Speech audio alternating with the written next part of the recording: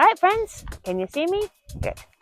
All right, I'm reading to you from the Great Salt Flats of Oklahoma. So, there, behind me. Okay. We're on chapter 4, Old Friends.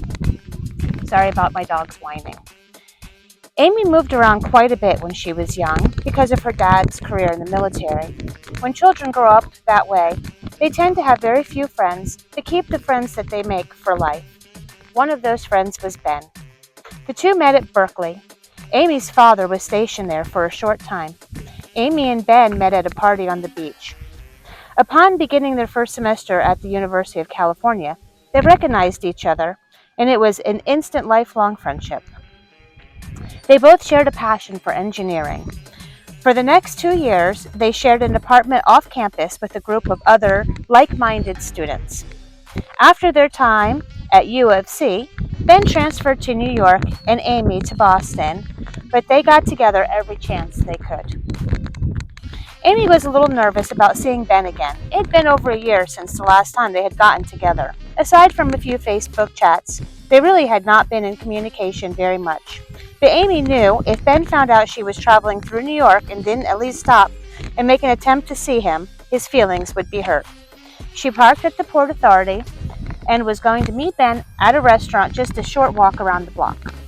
Amy walked into the restaurant. Just like everything else, the restaurant was just like everything else she remembered about New York City. It was dark, crowded, and loud.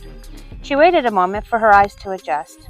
It wasn't long before she heard a familiar voice at the bar yelling something about the baseball game on a large television screen hanging over the bar. She walked up and put her hand on the man's shoulder. He spun around and with a huge grin, arms spread wide open, and a great big welcoming bear hug that helped her feel suddenly at ease. It was as if no time had ever passed. The two picked right up where they had left off. Ben was a big man. He was at least 6'4" and could easily blend into a crowd of lumberjacks.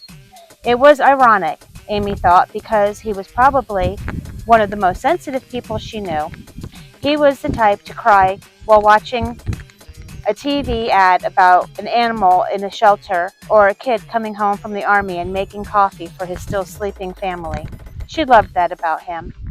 Hey, let's get out of here and go somewhere quieter to catch up. Where do you want to go? How much time do you have? Ben shouted as he made his way to the door, pulling Amy along with him. Once out on the street, Amy was able to answer his questions. Well, I told Jim I was going to get home tomorrow. He has something important planned, she replied.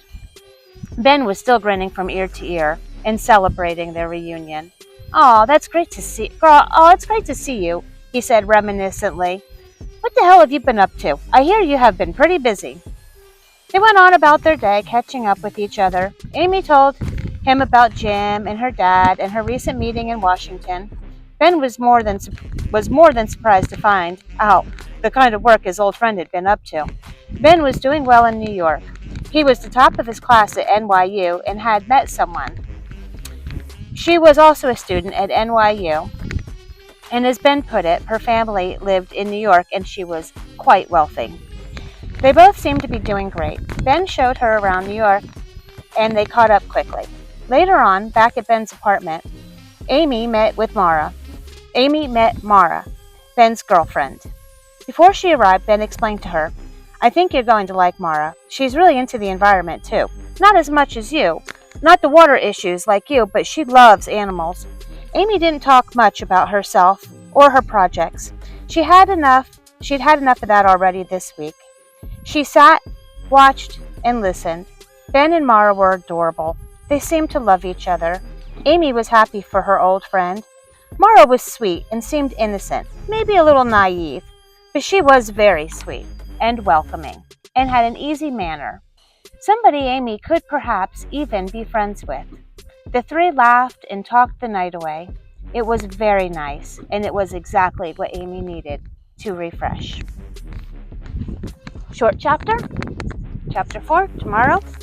Next, chapter 5, the idea. All right, so we're digging for crystals out here. This is the crystal digging area. That's not. They're just sitting right on the surface a lot of the times like this. Yeah, they're crystals. There's a rock. Freaking thing full of them.